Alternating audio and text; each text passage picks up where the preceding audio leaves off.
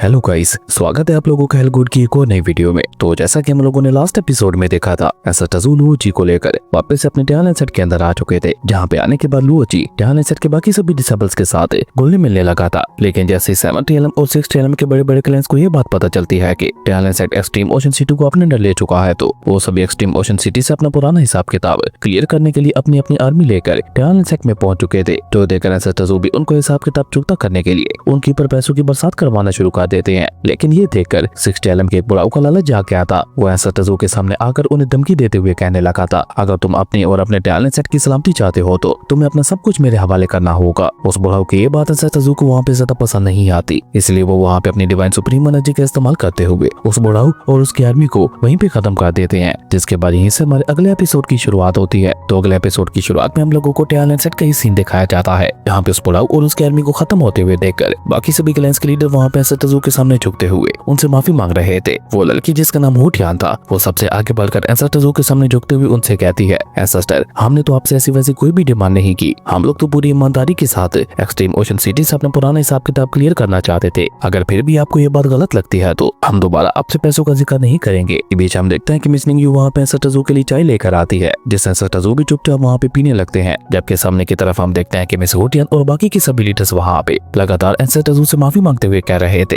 ऐसा टजू, हमसे गलती हो गई, प्लीज हमारे ऊपर रहम दिखाते हुए हमें माफ कर दीजिए। हम दोबारा ऐसा कभी कुछ भी नहीं करेंगे। प्लीज एक बार हम लोगों को यहाँ से जाने दीजिए। हम लोग आपसे वादा करते हैं कि हम दोबारा ऐसा कभी किसी के साथ भी नहीं करेंगे। उन लोगों की ये बात सुनकर हम देखते हैं कि ऐसा टजू तो उन लोगों को वहाँ पे कोई जवाब नहीं देते, क्योंकि उन लोगों की इतनी औकात ही नहीं थी कि ऐसा टजू उनके साथ बात करे। इसलिए ऐसा टजू अपनी चाय खत्म करने के बाद अपनी चाय का कप मिस निंगयू की ट्रे में रख देते हैं। जो देखकर मिस निंगयू भी वहाँ पे समझ जाती है कि ऐसा टजू उसे क्या इशारा कर रहे हैं। इसलिए मिस निंगयू वहाँ पे ऐसा टजू के बिहाफ पे बोलते हुए कहती है, पहले तुम लोग ये बताओ, अब एक्सट्रीम ओशन सिटी का हिसाब किताब क्लियर हो चुका है ना, या अभी भी कुछ बाकी है? जिसमें हम देखते हैं कि वो सभी लोग वहाँ पे घबराकर जल्दी से जवाब देते हुए कहते हैं, नहीं नहीं, सारा हिसाब किताब क्लियर हो चुका है, हमें और कुछ भी नहीं चाहिए। उन लोगों की ये बात सुनकर हम देखते हैं कि मिस निंगयू वहाँ पे मुस्कुराते हुए कहती है, अगर ऐसी बात है तो तुम लोग यहाँ से जा सकते हो। उन सभी लोगों को वहाँ पे इस तरह से जाते हुए देखकर लुओजी भी एक चैन की सांस लेता है, पर साथ ही साथ वो वहाँ पे काफी ज्यादा उदास भी दिखाई दे रहा था। जो देखकर ली चेंग वहाँ पे आगे बढ़ते हुए उससे कहता है, उदास मत हो, जरा अपना सर उठाकर सामने की तरफ तो देखो, क्योंकि असली शो तो अब स्टार्ट होने जा रहा है। वहीं सामने की तरफ हम देखते हैं कि जैसे वो चारों लीडर्स वहाँ पे टैलेंट सेट टेरिटरी से बाहर निकलने की कोशिश करते हैं, तो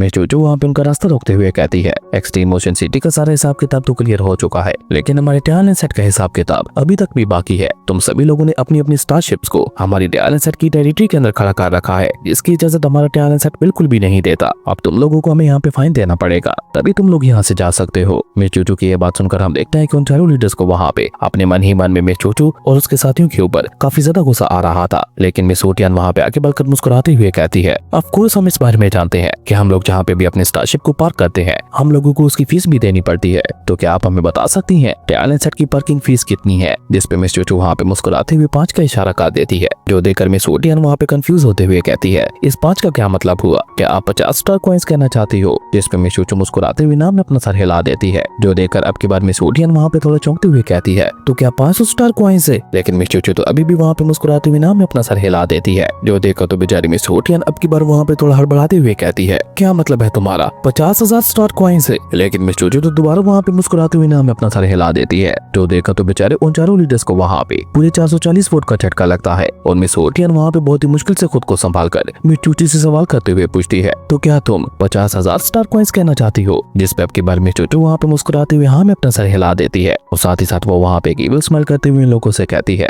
50,000 स्टार कॉइंस 1 सेकंड के। मिस चूचू की ये बात सुनकर हम देखते हैं कि ऐसा टजू भी वहाँ पे अपने सर उठाकर उसकी तरफ देखते हैं। वो भी वहाँ पे अपने मन ही मन में उसकी तारीफ करते हुए कह रहे थे, लोगों को लूटने में इसका कोई भी जवाब नहीं है। जबकि सामने की तरफ हम देखते हैं कि मिस चूचू वहाँ पे उनका हिसाब किताब कैलकुलेट करते हुए कहती है, तुम लोगों ने यहाँ पे लगभग अपनी स्टारशिप्स को 14,444 सेकंड्स के लिए खड़ा किया है, तो 14,444 सेकंड्स का टोटल राउंड अप हुआ 15,000 सेकंड से, और 15,000 सेकंड्स के लिए तुम लोगों को यहाँ पे 7.5 बिलियन स्टार कॉइंस देने होंगे। मिस चूचू की ये बात सुनकर हम देखते हैं कि ना सिर्फ वहाँ पे उन लीडर्स का मुंह खुला का खुला रह गया था, बल्कि उसी के साथ साथ लुओजी को भी वहाँ पे एक झटका लगता है, क्योंकि वो अभी मिस चूचू की एबिलिटी को आज पहली बार देख रहा था। इसी दौरान हम देखते हैं कि लियोजियन, हाउजियन और डोंगमी तीनों मिलकर आगे बढ़ते हुए कहते हैं, क्या हुआ तुम लोगों को? तुम लोग आखिर इस तरह से रिएक्ट क्यों कर रहे हो? इवन डोंगमी तो वहाँ पे अपने हाथों को मसलते हुए कहता है, कहीं तुम लोग पैसे देने से इनकार तो नहीं कर रहे? जिस पे वो चारों जल्दी से नाना में अपना सर हिलाते हुए कहते हैं, अरे नहीं नहीं, आप हमें गलत समझ रहे हो। हम तो पैसे देने के लिए तैयार हैं, पर हम चारों मिलकर आपसे एक रिक्वेस्ट करना चाहते थे। क्या आपकी कैलकुलेशन में थोड़ी कमी पेशी नहीं हो सकती? एक्चुअली क्या है ना, हमारे पास इतने ज्यादा पैसे हैं नहीं। उस लीडर की ये बात सुनकर हम देखते हैं कि मिचूचू वहाँ पे केवल स्माइल करते हुए कहती है, हाँ कमी पेशी हो सकती है ना, ये कौन सी बड़ी बात है। मिचूचू की ये बात सुनकर हम देखते हैं कि वो चारों वहाँ पे काफी ज्यादा खुश हो जाते हैं, लेकिन जल्दी मिचूचू वहाँ पे उनकी खुशी के ऊपर पानी फेरते हुए कहती है, तुम लोगों के इतने अच्छे एटीट्यूड को देखकर मुझे तुम्हारे ऊपर थोड़ा तरस आ रहा है, इसलिए अब तुम लोग 7.5 बिलियन की बजाय मुझे पूरे 8 बिलियन स्टार कॉइंस दे सकते हो। और क्योंकि मैंने तुम लोगों के लिए यहाँ पे अपना इतना ज्यादा दिमाग लगाया है, तो मुझे थोड़ी एक्स्ट्रा टिप भी चाहिए। मिचूचू की ये बात सुनकर तो हम देखते हैं कि उन चारों को वहाँ पे इतना बड़ा झटका लगता है कि वो चारों वहाँ पे लड़खड़ाते हुए पीछे गिरने को हो जाते हैं। सभी लोगों को वहाँ पे समझ ही नहीं आ रहा था कि आखिर मिचूचू किस तरह का हिसाब कर रही है। कमी बेशी का मतलब होता है पैसे कम करना, जबकि ये लड़की तो पैसे बढ़ाई जा रही है। इसलिए हम देखते हैं कि उनमें से एक लीडर वहाँ पे हिम्मत जुटाकर आगे बढ़ते हुए कहता है, लेडी इमोर्टल मास्टर, आपको नहीं लगता कि आपकी इस कैलकुलेशन में कुछ गड़बड़ है? जिस पे मिचूचू की बजाय लियूजियन उसे वहाँ पे जवाब देते हुए कहता है, हमारे टैलेंट सेट के अंदर ऐसी ही कैलकुलेटिंग की जाती है। और ये कहकर लियूजियन वहाँ पे प्रोफेसर लोगों को पीछे से टजू की तरफ देखने के लिए कहता है, साथ ही साथ वहाँ पे अपनी बात आगे बढ़ाते हुए कहता है, कहीं तुम लोग यहाँ पे ये तो नहीं कहना चाहते कि तुम लोग हमें यहाँ पे कैलकुलेटिंग सिखाना चाहते हो? ऐसे टजू को देखकर हम देखते हैं कि वो तीनों वहाँ पे इतना ज्यादा घबरा जाते हैं कि वो जल्दी से नाना में अपना सर हिलाते हुए उन सभी से कहते हैं, नहीं नहीं, आप हमें गलत समझ रहे हो। हम लोग भला आपको सिखाने की हिम्मत कैसे कर सकते हैं? हम लोग 8 बिलियन स्टार कॉइंस देने के लिए तैयार है। और ये कहकर वो सभी 8 बिलियन स्टार कॉइंस बाहर निकाल कर मिचूचू को सौंप देते हैं, जो देखकर तो लियोचू को वहाँ पे अपनी आंखों पे यकीन ही नहीं हो रहा था। जो देखकर ली चंग वहाँ पे मुस्कुराते हुए उससे कहता है, अब इसकी आदत डाल लो। जो भी हमारे साथ हिसाब किताब चुकता करने के लिए आता है, वो उल्टा अपना सब कुछ यहीं पे छोड़कर वापस जाता है। ली चंग की ये बात सुनकर हम देखते हैं कि लियूजी की फेस के ऊपर भी स्माइल आ जाती है। उसे भी अब धीरे धीरे वहाँ पे ऐसा टजू की काबिलियत के ऊपर यकीन होने लगा था कि वाकई अब टैलेंट सेट सेफ हाथों में है। जबकि दूसरी तरफ हम देखते हैं कि वो चारों लीडर्स अपने अपने स्टारशिप से होते हुए वापस अपने अपने रियलम की तरफ रवाना हो चुके थे, जहाँ पे रास्ते में ही हम देखते हैं कि मिस हुटियान एक को लीडर के साथ मिलकर टैलेंट सेट को गालियां देते हुए कह रही थी, कितने ज्यादा घटिया और इवन लोग हैं, हम लोग उन्हें लूटने के लिए गए थे, उल्टा उन लोगों ने हमें ही लूट लिया। पिछले हजारों लाखों सालों की हिस्ट्री में हमारे क्लैन के साथ ऐसा कुछ पहली बार हो रहा है। मिस हुटियान की ये बात सुनकर हम देखते हैं कि वो लीडर भी उसकी हाँ में हाँ मिलाते हुए कहता है, तुम बिल्कुल ठीक कह रही हो, और मुझे लगता है हिस्ट्री में टैलेंट सेट के बारे में जो कुछ भी कहा गया था वो वाकई बिल्कुल सच था। टैलेंट सेट एक ग्रेट इविल सेक्ट है। उस लीडर की ये बात सुनकर हम देखते हैं कि मिस हुटियान वहाँ पे उसे शांत करवाते हुए कहती है, थोड़ा धीमे बोलो, ऐसा ना होना कि वो लोग तुम्हारी आवाज सुन ले। जानते हो ना कि अगर ऐसा टजू को तुम्हारी इन बातों के बारे में पता चल गया तो वो हमारा क्या हाल करेंगे। मिस हुटियान की ये बात सुनकर हम देखते हैं कि वो लीडर भी वहाँ पे उदास होकर अपना सर झुकाते हुए कहता है, तुम बिल्कुल ठीक कह रही हो। लेकिन कोई अचानक ही वहाँ पे पीछे से मिस हुटियान के कंधे के ऊपर हाथ रखते हुए कहता है, चिंता मत करो, उन लोगों की सुनने की काबिलियत इतनी ज्यादा भी नहीं है, और वैसे भी हम लोग यहाँ से बहुत ज्यादा दूर आ चुके हैं, तो मुझे नहीं लगता कि वो लोग इतनी दूर से हमारी बातें सुन सकते हैं। तो तुम लोग यहाँ पे जो कुछ भी कहना चाहते हो बिला झिझक कहो। अब ये हाथ वैसे तो डोंगमी का था, लेकिन गुस्सा और फ्रस्ट्रेट होने की वजह से बेचारे उन दोनों को वहाँ पे इस बात का एहसास ही नहीं हो पाता। और डोंगमी की बातें सुनकर हम देखते हैं कि मिचूचू वहाँ पे मुस्कुराते हुए कहती है, तुम बिल्कुल ठीक कह रहे हो। और ये कहकर मिस हुटियान वहाँ पे अपने साथी लीडर से कहती है, वैसे भी हम लोगों को यहाँ पे उदास होने की क्या जरूरत है, तुम्हें तो पता ही होगा, आज नहीं तो कल टैलेंट सेट को एक बार फिर से डिस्ट्रॉय कर दिया जाएगा, तो फिर हम लोगों को उनसे डरने का क्या फायदा। मिस हुटियान की ये बात सुनकर हम देखते हैं कि डोंगमी उससे कहता है, बहुत अच्छे, यही तो मैं कह रहा था, लेकिन पहले मुझे ये तो बताओ कि आखिर टैलेंट सेट को डिस्ट्रॉय करेगा कौन?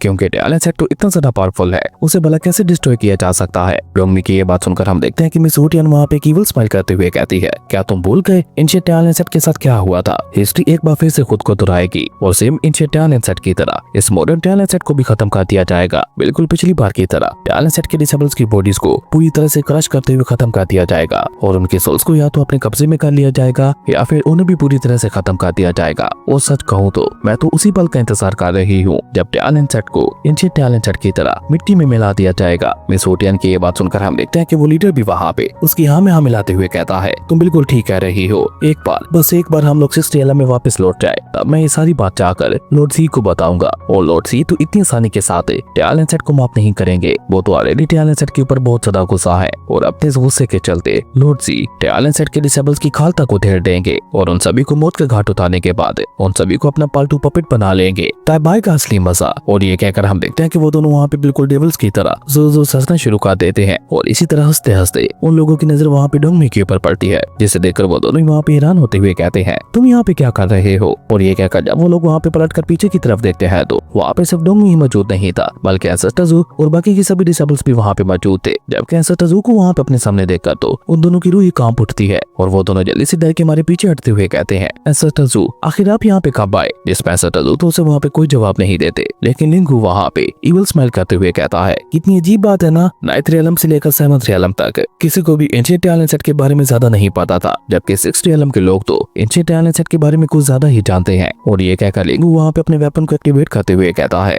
अब चुपचाप बता दो तुम लोग एंशिएंट टैलेंट सेट के बारे में इतना सब कुछ कैसे जानते हो? लिंगू की ये बात सुनकर हम देखते हैं कि वो लीडर वहाँ पे इतना ज्यादा घबरा जाता है कि वो वहाँ पे घबराते हुए एंसेस्टर ज़ू से कहता है, ऑफ कोर्स मुझे सब कुछ पता है और अगर आप मुझे माफ कर देते हो तो मैं आपको सब कुछ बता दूंगा। लेकिन इससे आगे वो लीडर वहाँ पे कुछ भी कह पाता उससे पहले हम देखते हैं कि मिस वुटियन वहाँ पे आगे बढ़कर उसे रोकते हुए कहती है, नहीं हम इन्हें कुछ भी नहीं बता सकते, तुम जानते हो ना कि अगर हमने इन्हें बता दिया तो हमारा क्या अंजाम होगा। मिस वुटियन की ये बात सुनकर हम देखते हैं कि वो लीडर भी वहाँ पे हड़बड़ाते हुए कहता है, अच्छा हुआ तुमने मुझे याद दिला दिया। और ये कहकर वो भी वहाँ पे सामने की तरफ देखते हुए कहता है, माफ कीजिएगा हम कुछ भी नहीं जानते। उस लीडर की ये बात सुनते ही हम देखते हैं कि एंसेस्टर ज़ू के फेस के ऊपर गुस्सा आ जाता है और वो वहाँ पे कोर लुक के साथ उस लीडर को देखते हुए कहते हैं, इंटरेस्टिंग। एंसेस्टर ज़ू कैसा कहते हैं हम देखते हैं कि वो दोनों वहाँ पे इतना ज्यादा घबरा जाते हैं कि वो दोनों जल्दी से वहाँ पे अपने घुटनों पे आकर एंसेस्टर ज़ू से रेम की भीख मांगते हुए कहने लगे थे, एंसेस्टर हमसे गलती हो गई, प्लीज हमें माफ कर दीजिए, हमारे इस गुनाह को माफ कर दीजिए, हम दोनों तो आपके सामने कीड़े मकोड़ों के बराबर है, प्लीज एक और बार हमारे गुनाह को माफ कर दीजिए, हम वादा करते हैं कि हम दोबारा ऐसी गलती कभी नहीं करेंगे। उन लोगों की ये बात सुनकर हम देखते हैं कि एंसेस्टर ज़ू वहाँ पे कोल्ड टून में जवाब देते हुए कहते हैं, मैं कभी भी किसी के भी गुनाह को माफ नहीं करता। और ये कहकर एंसेस्टर ज़ू वहाँ पे अपनी डिवाइन सुप्रीम एनर्जी का इस्तेमाल करते हुए एक चुटकी बजा देते हैं, जिसके चलते हम देखते हैं कि ना सिर्फ उन दोनों का खेल वहाँ पे खत्म हो गया था, बल्कि उसी के साथ साथ वहाँ पे एक बहुत बड़े एनर्जी ब्लास्ट के साथ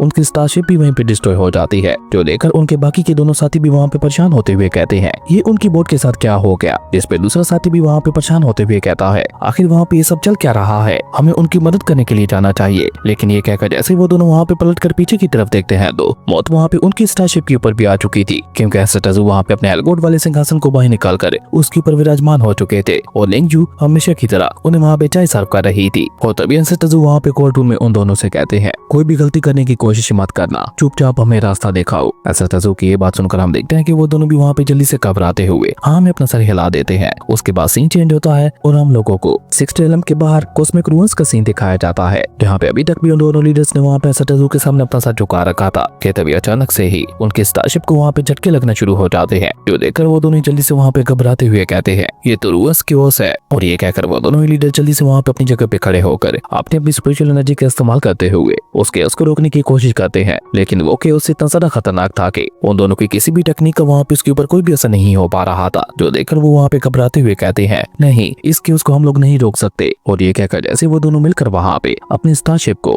वहाँ से वापस निकालने की कोशिश करते हैं तो वो दोनों ऐसा भी वहाँ पे नहीं कर पाते, जो देखकर वो दोनों वहाँ पे घबराते हुए एंसेस्टर ज़ू से कहते हैं, एंसेस्टर हम लोग यहाँ पे फंस चुके हैं, हम लोग अपनी स्टारशिप को यहाँ से बाहर नहीं निकाल पा रहे, प्लीज हमारी मदद कीजिए, अब आपको ही कुछ करना होगा, क्योंकि अगर एक बार हम लोग इस केओस रूइंस के अंदर चले गए तो फिर हम लोगों में से यहाँ पे कोई भी नहीं बचने वाला। आज तक जो कोई भी इस केओस रूइंस के अंदर गया है वो कभी भी जिंदा लौटकर वापस नहीं आ पाया। लेकिन हम देखते हैं कि उस केओस को देखकर भी एंसेस्टर ज़ू वहाँ पे ज्यादा परेशान दिखाई नहीं दे रहे थे, वो बस वहाँ पे अपने हेलबोर्ड वाले सिंहासन के ऊपर खड़े होकर उस केओस की एनर्जी को अपने हाथों में लेते हुए कहते हैं, मास्टर आखिर आप इस बार कौन सी नई चाल चलने जा रहे हो? एंसेस्टर ज़ू कैसा कहते हैं हम देखते हैं कि वो केओस वहाँ पे उनकी स्टारशिप को अपने अंदर खींचना शुरू कर देता है, जो देखकर वो दोनों वहाँ पे घबराते हुए एंसेस्टर ज़ू से कहते हैं, एंसेस्टर कुछ तो कीजिए, इस केओस के अंदर जाने का मतलब होगा सिर्फ और सिर्फ हमारी मौत। लेकिन एंसेस्टर ज़ू तो वहाँ पे समझ चुके थे कि ये उनके मास्टर जोसियान का बिछाया हुआ एक ट्रैप है, इसलिए उनमें से कोई भी इससे नहीं बच सकता। और देखते ही देखते उनकी स्टारशिप वहाँ पे उसके अंदर इंटर कर जाती है, जिनसे होते हुए हम देखते हैं कि उनकी स्टारशिप वहाँ से टेलीपोर्ट होकर एक वोर्टेक्स वर्ल्ड के अंदर पहुंच जाती है। यहाँ पे आते साथ ही उनकी स्टारशिप सीधा नीचे की तरफ गिरते हुए एक मशरूम के ऊपर जा गिरती है और मशरूम के ऊपर गिरते ही उनकी स्टारशिप वहाँ पे एक बहुत बड़े एनर्जी ब्लास्ट के साथ वहीं पे डिस्ट्रॉय हो जाती है। लेकिन तब तक हम देखते हैं कि एंसेस्टर ज़ू के सभी डिसेबल्स के साथ साथ वो दोनों लीडर्स भी वहाँ पे अपनी जान बचा चुके थे, लेकिन एंसेस्टर ज़ू के सभी डिसेबल्स को वहाँ पे एंसेस्टर ज़ू कहीं पे भी दिखाई नहीं देते। इसलिए मिस निंगयू जल्दी से वहाँ पे आगे बढ़कर इधर उधर देखते हुए कहती है, एंसेस्टर ज़ू कहाँ गए? तभी बर्निंग क्रो भी वहाँ पे आगे बढ़कर निंगयू के पास आते हुए कहता है, मुझे भी बॉस कहीं पे भी दिखाई नहीं दे रहे, वो अचानक से कहीं गायब हो गए। और ये कहकर बर्निंग क्रो वहाँ पे उस अजीब सी दिखने वाली दुनिया में जल्दी से आगे बढ़कर वहाँ पे अपने बॉस की तलाश करने लगा था, जबकि पीछे की तरफ हम देखते हैं कि मिस निंगयू और बाकी की सभी डिसेबल्स भी मिलकर वहाँ पे एंसेस्टर ज़ू को आवाज़ें देते हुए उन्हें वहाँ पे तलाश करने लगे थे। दोस्तों आपको आपको याद ही होगा मास्टर चूसियान इससे पहले भी एसा टजू को एक बार इस तरह की दुनिया में बुला चुके हैं। तो क्या आप में से किसी को याद है कि वो कौन सा एपिसोड था? अगर किसी को याद आए तो नीचे कमेंट करके जरूर बताना, पता तो चले आप में से कौन इस सीरीज का सबसे बड़ा फैन है। जबकि उस अजीब सी दुनिया में हम देखते हैं कि मिस चूचू और बाकी सभी लोग वहाँ पे एसा टजू को ढूंढते हुए काफी ज्यादा आगे आ चुके थे। इवन उन सभी लोगों के साथ साथ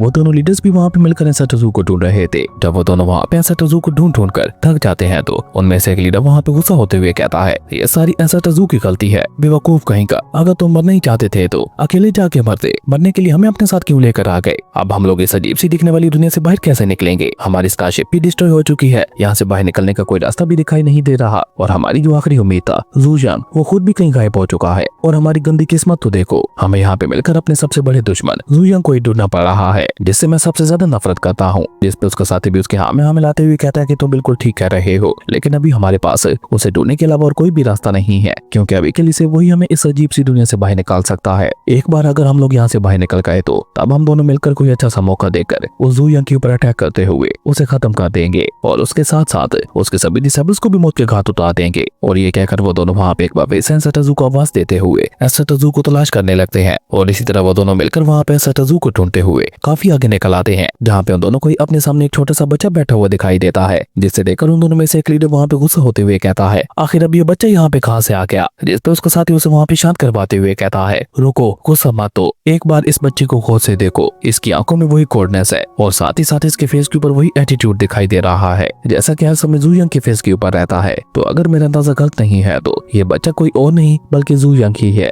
और ये कहकर वो वहाँ पे इस बच्चे से सवाल करते हुए पूछता है, ऐसा ज़ूयांग, क्या वाकई ये आप हो? आखिर आप एक बच्चे में ट्रांसफॉर्म कैसे हो गए? लेकिन हम देखते हैं कि ऐसा टजू तो वहाँ पे उसकी बातों का कोई भी जवाब नहीं देते। उन्होंने अपने हाथ में अपना फेवरेट खिलौना पकड़ रखा था, जो देखकर वो लीडर वहाँ पे अपने दिमाग की घोड़े दौड़ाते हुए कहता है, मुझे लगता है उसका सारा का सारा इफेक्ट ज़ूयांग के ऊपर ही पड़ गया है, जिसके चलते इसकी एज रिवर्स हो गई और ये दोबारा से अपने बचपन में पहुंच गया। और ये कहकर वो लीडर वहाँ पे केवल स्माइल करते हुए कहता है, अब मुझे मत रोकना, क्योंकि वैसे भी कमजोर लोगों को पहचान करने में मुझे बहुत ज्यादा मजा आता है। और ये कहकर वो लीडर वहाँ पे गुस्सा होते हुए ज़ूयांग से कहता है, तुम्हारी वजह से, सिर्फ और सिर्फ तुम्हारी वजह से हम लोग ऐसे अजीब सी दिखने वाली दुनिया में आकर फंस गए। और ये कहकर वो वहाँ पे केवल स्माइल करते हुए कहता है, वैसे अगर मैं सच कहूँ तो अगर तुम हमारे साथ 6 में भी आ जाते तो वहाँ पे भी तुम मरने ही वाले थे। तो चलो क्यों ना मैं अपना काम और ज्यादा आसान करते हुए तुम्हें यहीं पे मौत के घाट उतार दूं। जबकि इस दौरान हम देखते हैं कि पीछे की तरफ एसा टजू के सभी डिसेबल्स मिलकर वहाँ पे लगातार एसा टजू को आवाज देते हुए उनकी तलाश कर रहे थे, लेकिन अभी तक भी एसा टजू को कोई भी डिसेबल उन्हें वहाँ पे तलाश नहीं कर पाया था।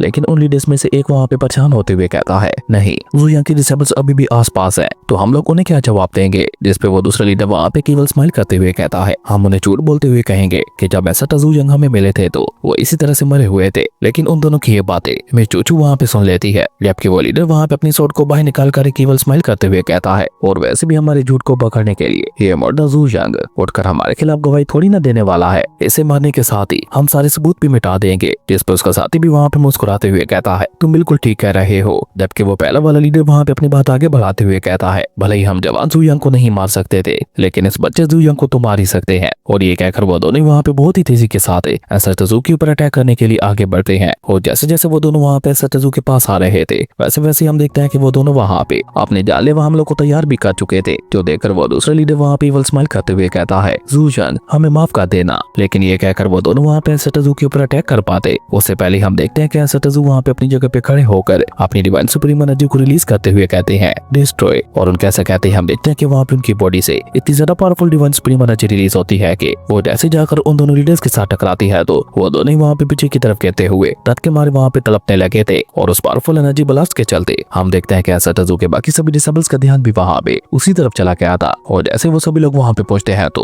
वो देखते हैं कि वो दोनों लीडर्स तो वहाँ पे एसा टजू की डिवाइन सुप्रीम एनर्जी में चल रहे थे और साथ ही साथ वहाँ पे खुद को कोसते हुए ये भी कह रहे थे कि ये ज़ूयांग बच्चा होने के बावजूद भी भला इतना ज्यादा पावरफुल कैसे हो सकता है। जिस पे उसका साथी भी उसके हाँ में हाँ मिलाते हुए कहता है, तुम बिल्कुल ठीक कह रहे हो, इतना ज्यादा पावरफुल बच्चा तो आज तक मैंने अपनी लाइफ में कभी नहीं देखा। दोनों की ये बात सुनकर हम देखते हैं कि बने को जल्दी से वहाँ पे एसा टजू के पास आकर उनका मजाक उड़ाते हुए कहता है, बेवकूफ कहीं के, तुम लोगों से किसने कह दिया था कि हमारे बॉस बचपन में कमजोर हुआ करते थे? इवन मेरे बॉस तो सिर्फ 5 साल की उम्र में ही तुम्हारे बुरे की पूरी रियलम तक को डिस्ट्रॉय कर सकते थे। लेकिन अभी ये सब कहने का क्या फायदा, तुम लोग तो पहले ही अपनी मौत को दावत दे चुके हो। बने को ऐसा कहते ही हम देखते हैं कि वो दोनों लीडर्स वहाँ पे एसा टजू की डिवाइन सुप्रीम एनर्जी में तड़पते हुए वहीं पे खाक में मिल जाते हैं। इस दौरान हम देखते हैं कि एसा टजू के बाकी सभी डिसेबल्स भी वहाँ पे उनके पास पहुंच जाते हैं। और जैसे मिस चूचू की नजर वहाँ पे ऐसा तजुयांग के स्वरूप के ऊपर पड़ती है तो वो अपने मन ही मन में ऐसा तजू को प्यार भरी नजरों से देखते हुए कहती है, बॉस तो अपने बचपन में कितने ज्यादा क्यूट हुआ करते थे, दिल कर रहा इन्हें पारी करते हुए एक चक्की लगा दूं। मैं चूचू के साथ साथ हम देखते हैं कि बने क्रो भी वहाँ पे ऐसा तजू के साथ चिपकते हुए कह रहा था, बॉस तो वाकई बहुत ज्यादा क्यूट है, दिल कर रहा है इन्हें पिंच कर लूं। और ये कहकर वो दोनों वहाँ पे ललचाई नजरों से ऐसा तजू को ही देखने लगे थे। उन दोनों की ऐसी हरकतों को देखकर पीछे की तरफ मौजूद ऐसा तजू के सभी डिसेबल्स वहाँ पे बुरा समूह बनाते हुए कहते हैं कि ये दोनों आखिर कैसी हरकतें कर रहे हैं। लेकिन तभी ऐसा तजू वहाँ पे ऊपर आसमान की तरफ देखते हुए कहते हैं, तो आप यहाँ पे छुपे हो, आप तो मुझसे मिलना चाहते थे ना, तो लो हम आ गए, तो क्या अब आप सामने नहीं आने वाले। ऐसा तजू की ये बात सुनकर हम देखते हैं कि उनके सभी डिसेबल्स वहाँ पे कंफ्यूज हो जाते हैं। उन्हें वहाँ पे समझ ही नहीं आ रहा था कि आखिर ऐसा तजू वहाँ पे किसके साथ बात कर रहे हैं। जबकि सामने की तरफ हम देखते हैं कि ऐसा तजू की ये बात सुनकर मास्टर जोसियन जो कि वहाँ पे एक बड़े से मशरूम के पीछे छुप के बैठे थे, वो वहाँ पे हड़बड़ाकर सामने आते हुए ऐसा तजू यंग से कहते हैं, मेरे डिसेबल हमेशा की तरह तुमने इस बार भी मुझे ढूंढ लिया। और ये कहकर मास्टर जोसियन वहाँ पे ऐसा तजू यंग की चापलूसी करते हुए भागकर सीधा वहाँ पे ऐसा तजू यंग के पास आते हुए कहते हैं, तुम तो आज और भी ज्यादा क्यूट दिखाई दे रहे हो। और ये कहकर जैसे ही मास्टर जोसियन वहाँ पे ऐसा तजू को छूने की कोशिश करते हैं तो ऐसा तजू यंग उन्हें वहाँ पे एक और लुक देते हैं, जो देखकर मास्टर जोसियन वहाँ पे घबरा कर अपना हाथ पीछे ले लेते हैं और मुस्कुराते हुए ऐसा तजू यंग से कहते हैं, आजकल वाकई तुम हमारे एंशिएंट टैलेंट सेट के लिए बहुत ज्यादा मेहनत कर रहे हो और तुम इतनी ज्यादा मेहनत करते करते बहुत ज्यादा थक चुके होगे, इसलिए मैंने ये प्लान बनाकर तुम यहाँ पे बुलाया ताकि तुम यहाँ पे आकर थोड़ा आराम कर सको। और ये कहकर मास्टर जोसियन वहाँ पे अपने पास एक पेंटिंग को बाहर निकाल कर उस ऐसा तजू यंग को दिखाते हुए कहते हैं, ये देखो ये पेंटिंग तो तुम्हें याद है ना, तुम बचपन में इसके साथ बहुत ज्यादा खेला करते थे। जानते हो ये पेंटिंग मुझे कहाँ से मिली? हमारे ट्रेड वॉल्ट से। याद है तुम्हें जब मैंने तुम्हारे ये कमाल का पोर्ट्रेट बनाया था, उस समय तुम एक बहुत ही ज्यादा कमाल का गाना भी गाया करते थे जिसका नाम हुआ करता था द स्वीट लिटिल रैबिट। हालांकि मास्टर जोसियन वहाँ पे अपनी पूरी कोशिश कर रहे थे कि वो ऐसा तजू यंग को मना सके, लेकिन ऐसा तजू यंग उन्हें वहाँ पे एक और लुक देते हुए कहते हैं, हमारे टैलेंट सेट का टायर वोल्ट वापस लौटाइए और साथ ही साथ हमारी शिप को भी। ऐसा तजू यंग की ये बात सुनकर हम देखते हैं कि मास्टर जोसियन जल्दी से वहाँ पे उस पेंटिंग को अपने पास रखते हुए कहते हैं, माफ करना मेरे डिसेबल, लेकिन अभी के लिए मैं तुम्हें वो स्टारशिप वापस नहीं कर सकता, अभी मुझे कुछ और काम है, हो सकता है अगली बार जब हम मिले तो मैं तुम्हें तुम्हारी स्टारशिप वापस लौटा दूं। और ये कहते कहते हम देखते हैं कि मास्टर जोसियन वहाँ से भाग जाते हैं, लेकिन भागते भागते वो वहाँ पे जू यंग से कहते हैं, ये मत सोचना कि तुम्हारे मास्टर को तुम्हारी चिंता नहीं है, मेरी नजर हर समय तुम्हारे ऊपर ही रहती है। और ये कहकर वो वहाँ पे मौजूद चीजों को जिंदा कर देते हैं, जैसे कि लिटिल रैबिट और लिटिल बॉटल्स। और कमाल की बात ये थी कि उनके अंदर वही गाना बज रहा था जो कि ऐसा तजू बचपन में गाया करते थे, जिसके साथ ही हम देखते हैं कि मास्टर जोसियन की आवाज वहाँ पे गूंजती है, जो कि ऐसा तजू यंग से कहते हैं, मैं तो तुम्हें बताना ही भूल गया था, ये मेरी तरफ से तुम्हारे लिए एक छोटा सा सरप्राइज है, मुझे उम्मीद है तुम्हें ये पसंद आएगा और तुम इसके चलते अपने मास्टर को माफ कर दोगे। वहीं जैसे वो लिटिल रैबिट और अजीब अजीब चीजें ऐसा तजू यंग के पास आने की कोशिश करती है तो बने करो वहाँ पे उनके ऊपर गुस्सा होते हुए कहने लगा था, मेरे बॉस से दूर रहो। और इसी कमाल के सीन के साथ ही हमारा ये अमेजिंग एपिसोड यहीं पे खत्म हो जाता है। दोस्तों अगर आप लोगों को ये वीडियो अच्छी लगी तो लाइक कर दें और अगर चैनल पे नए आए हो तो सब्सक्राइब करते जाना। तो मिलता है एक न्यू वीडियो में, तब तक के लिए बाय।